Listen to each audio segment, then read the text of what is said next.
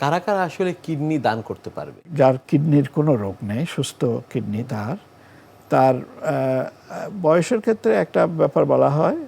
বয়সের ক্ষেত্রে আজকাল তো আমাদের দাদা নানা পর্যন্ত ইনক্লুড করা হয়েছে। সেখানে আপনার 65 বা 70 ইয়ার্স বয়সের ব্যাপারটা অনেক সময় হয়তো রক্ষা করা কঠিন হবে। কিন্তু যত বয়স, যেমন 18 থেকে 20, 30, 40 বছরের বয়সের একজন কেউ যদি কিডনি দেয়, তার কিডনি যত ভালো হবে, 60-70 বছরের বয়সে একজনের কিডনি তত ভালো হবে না। কারণ কিডনি তো উইথ এজ কিডনি নিজের ফাংশন কিছু লুজ করতে থাকে ন্যাচারালি। যার ডায়াবেটিস নাই, যার উচ্চ রক্তচাপ নাই, হ্যাঁ ডায়াবেটিস উচ্চ রক্তচাপের রোগীরাও দিতে পারবে যদি কোনো ক্রাইসিসের মধ্যে কোনো বিশেষ প্রয়োজনে দিতে হয়। তাদেরকে মার্জিনাল ডোনার বলা হয়, যে তাকে আর্লি স্টেজ অফ ডায়াবেটিস, তার ডায়াবেটিক নেফ্রোপ্যাথি হয় নাই, বা আর্লি ব্লাড প্রেশার, তার হয়তো একটা ওষুধে ব্লাড প্রেশার নিয়ন্ত্রণ হচ্ছে, এগুলোকে মার্জিনাল। তার কিডনির অবস্থা ভালো রয়েছে, ভালো আছে, কিন্তু এখনও কিন্তু তার কিছু আছে, কোমরবিডিটি আছে, যেগুলো জন্য সে ফার্স্ট ক্লাস একজন ডোনার হিসেবে তাকে কনসিডার করা হবে না, তাকে মার্জিনাল ডোনার হিসেবে। তাই কাজেই যে কিডনি দিতে চায় তাকে আমরা পরীক্ষা করি, যেমন রক্তের গ্রুপ। নিশ্চয়ই এখন আমাদের দেশে প্রাথমিকভাবে আমরা লিভিং ডোনার ট্রান্সপ্লান্টেশনেই সবচেয়ে বেশি হয়। ক্যাডাভার 1-2টা হয়েছে, আর ক্যাডাভার বলতে আমরা বোঝাই যে ব্রেন ডেড, যেটা আইসিইউ। তো এখন লিভিং ডোনার হচ্ছে প্রথমেই আসে মা বাবা ভাই বোন, তাদের কথা। আমাদের দেশে যত দাতা আছে তাদের মধ্যে 2/3 হচ্ছে মহিলা, গ্রহীতাদের মধ্যে 2/3 পুরুষ। এটা পুরুষতান্ত্রিক সমাজ ব্যবস্থার প্রভাব কিনা আমি জানি না। তো মা দিতে পারেন, মায়ের সাথে সন্তানের এই ছেলে আমরা যে ম্যাচিং করি সেটার অর্ধেক তো এমনি মিলে যায়, কাজে তার ফলাফল ভালো আসে। বাবা দিতে পারে, বা বাবার যদি অন্য কোমরবিডিটিসগুলো না থাকে বা অন্য কোনো কন্ট্রাইন্ডিকেশন না থাকে, ভাই বোনেরা দিতে পারে। আর একটা মজার ব্যাপার হচ্ছে আমাদের আইনে আছে স্পাউস ডোনেশন, অর্থাৎ স্বামী স্ত্রী, স্ত্রীকে স্বামীকে। এখনকার আইনে যে পরিবর্তন এসছে সেখানে সেকেন্ড ডিগ্রি রিলেটিভরাও দিতে পারে, কাজিন বা চাচাতো মামাতো, চাচা মামা খালা, চাচাতো মামাতো খালাতো, তারপরে দাদা দাদি নানা নানি, এ ধরনের। এরপরে যখন কোর্টের একটা আদেশে এসছে, সেখানে হচ্ছে অ্যালট্রুইস্টিক ডোনেশন, অর্থাৎ অনাত্মীয় কিন্তু বন্ধু, অর্থের বিনিময় নয়, তারাও কিডনি দিতে পারবে। একটা বিশেষ কমিটির যে ক্লিয়ারেন্স লাগবে, তারা যাচাই বাছাই করে দেখবে যে এটা কোনো অর্গান ট্রেডিং, অর্থাৎ অঙ্গ বেচা কিনা হচ্ছে কিনা, কিডনি বেচা কিনা হচ্ছে কিনা, এই জিনিসটা দেখে ক্লিয়ারেন্স তারা দিতে পারবে। তার ডায়াবেটিস, প্রেশার থাকবে না, তার অ্যাডভান্স কোনো ক্যান্সার, যেগুলোতে শরীরে বিভিন্ন জায়গায় মেটাস্টেসিস হয়, এমন ক্যান্সারগুলো, যেমন স্কিনের মেলানোমা বা ব্রেন টিউমার, এগুলো কতগুলো টিউমার ক্যান্সার আছে যেগুলোর ব্যাপারে স্পেশাল কনসিডারেশন আছে।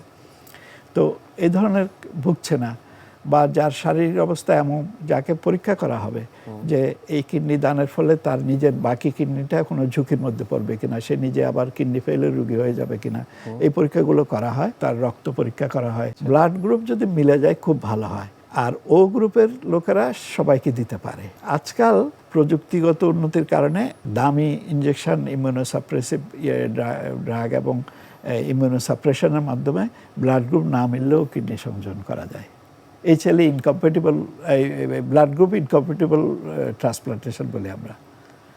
আর টিস্যু টাইপিং বলে যেটা আছে, এইচএলএ টাইপিং যে পরীক্ষাটা করা হয়, সেটাতে টিস্যু ডোনারের সাথে গ্রহীতার টিস্যুর মিলটা দেখা হয়, এবং সেখানে মিল যত বেশি হবে তত বেশি সাকসেসফুলি ট্রান্সপ্লান্ট হওয়ার সম্ভাবনা থাকবে। রেনাল ট্রান্সপ্লান্টের এই বিষয়গুলো নিয়ে আপনার কাছ থেকে আমরা আরও জানবো, তবে তার আগে আমাদের এই অনুষ্ঠানের একটি নিয়মিত সেগমেন্ট হচ্ছে বিভিন্ন খাদ্যের পুষ্টি গুণাগুণ সম্পর্কে আমাদের দর্শকদের জানিয়ে দেয়া।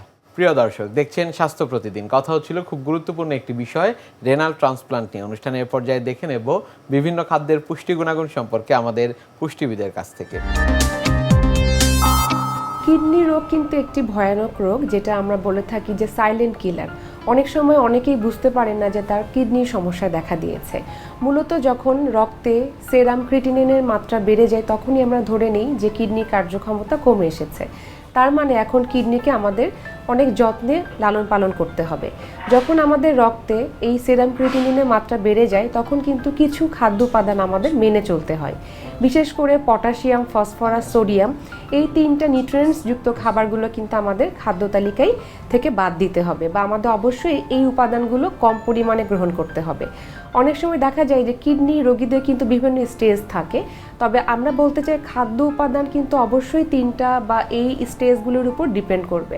যদি আমরা ধরেই নিই একজন রোগীর শুরুর দিকে তার ক্রিটিনিন লেভেলটা বেড়েছে, তাহলে সেক্ষেত্রে তারা পটাশিয়ামযুক্ত খাবার, যেমন আমরা ডাল যুক্ত খাবার, বীজযুক্ত খাবার এবং শাকসবজির মধ্যে দেখা যাচ্ছে যেই শাকসবজিতে পটাশিয়ামের মাত্রা বেশি রয়েছে সেই শাকসবজিগুলো আমাদের খাদ্য তালিকা থেকে বাদ দিতে হবে। বিশেষ করে কিছু ফল যেমন টক ফল বা আম, কলা এগুলোতেও কিন্তু পটাশিয়ামের মাত্রা অনেক বেশি থাকে, তাই কিডনি রোগী বিশেষ করে যাদের ক্রিটিনিনের মাত্রা বেশি তারা আপেল, নাশপাতি এই ধরনের ফলগুলো বেশি খাওয়ার চেষ্টা করবেন। বাকি ফলগুলোকে কম খাওয়া বা খাদ্য তালিকা থেকে বাদ দিতে হবে। এরপরে দুধ বা দুধ জাতীয় খাবার দেখা যাচ্ছে পটাশিয়াম, ফসফরাসের ব্যবহার বা উপাদান বেশি থাকার কারণে এগুলো কিন্তু আমাদের শরীরে কিডনি রোগীর জন্য প্রভাব ফেলতে পারে, তাই কিডনি রোগীর জন্য দুধ বা দুধের তৈরি যে কোনো খাবার বর্জন করা উচিত। এরপরে আসি আমাদের যে কোনো খাবার, যেমন আমরা প্রসেস খাবার, অনেক সময় আমরা বাইরের বাজার বা প্যাকেটজাত যে খাদ্যগুলো আমরা নিয়ে আসি সেখানে কিন্তু অবশ্যই অতিরিক্ত লবণ বা সোডিয়ামের ব্যবহার বেশি থাকে বা ফুড অ্যাডিটিভস থাকে, যেগুলো কিডনি রোগীদের জন্য অত্যন্ত ক্ষতিকর। তাই অতিরিক্ত লবণ বা সোডিয়ামযুক্ত খাবার খাদ্য তালিকা থেকে কিডনি রোগীদের বর্জন করতে হবে। কিডনি রোগীদের জন্য সবচেয়ে বেশি ভালো যে খাবারগুলো আমরা বলে থাকি সহজে হজম হয়, যেমন আমাদের কার্বোহাইড্রেটের মধ্যে আমরা চাল, সুজি খাবার, গমের খাবার ইত্যাদি কিন্তু আমরা রাখতে পারি, এবং সবজির মধ্যে কিন্তু লাউ, ঝিঙা, চিচিঙ্গা এই জাতীয় পানিযুক্ত যে সবজিগুলো রয়েছে সেগুলো খাদ্য তালিকায় রাখা। আর ফলের মধ্যে আমরা আপেল, নাশপাতি এগুলো কিন্তু বেশি প্রয়োজনীয়। তো কিডনি রোগীকে অবশ্যই আমরা এই ধরনের খাবারগুলোকে তার পরিমিত খাবারের মধ্যে রাখতে হবে। এরপরে আসি আমরা আমিষ গ্রহণের মাত্রা। কিডনি রোগীদের কিন্তু আমিষ গ্রহণের মাত্রা একটু ভিন্ন হয়ে থাকে তার স্টেজ অনুযায়ী, তবে প্রাথমিক দিকে আমরা যেটা বলে থাকি যে অবশ্যই প্রোটিন গ্রহণের মাত্রা দিনে 40 গ্রামের বেশি হওয়া যাবে না। এটা ক্ষেত্র বিশেষে ডক্টরের পরামর্শ নিয়ে জানতে হবে রোগীর অবস্থা বুঝে।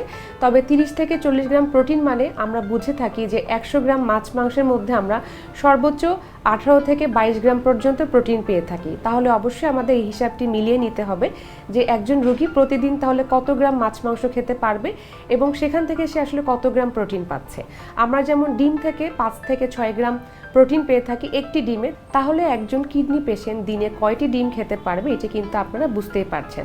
সবচেয়ে ভালো হয় যদি ডিমের সাদা অংশটি কিডনি পেশেন্টকে দেয়া যায়। এরপরে আসি আমাদের প্রোটিনের পাশাপাশি পানি গ্রহণের মাত্রা। কিডনি রোগীদের অবশ্যই পানি গ্রহণের মাত্রা ডিপেন্ড করবে তার অবস্থার উপরে। একজন চিকিৎসক অবশ্যই এটি তা নির্ধারণ করে দিবেন যে এখন এই কিডনি পেশেন্ট কতটুকু পানি গ্রহণ করে থাকবেন। এটা অবশ্যই ডক্টরের পরামর্শে আপনাদের জানতে হবে। এছাড়াও আমরা বলে থাকি কিডনি রোগীকে অবশ্যই তাকে সুষম খাবার দিতে হবে যেন তার সার্বিক অবস্থার উন্নতি করে থাকে। মূলত কিডনি পেশেন্ট যদি এই ধরনের খাদ্যাভ্যাসগুলো মেনে চলেন এবং তার যে বর্জনকৃত খাবার উপাদান রয়েছে সেগুলো যদি সে ঠিকমতো বর্জন করতে পারেন তাহলে কিন্তু তার কিডনি রোগটি সে সুন্দরভাবে ভালো রাখার চেষ্টা করতে পারবেন।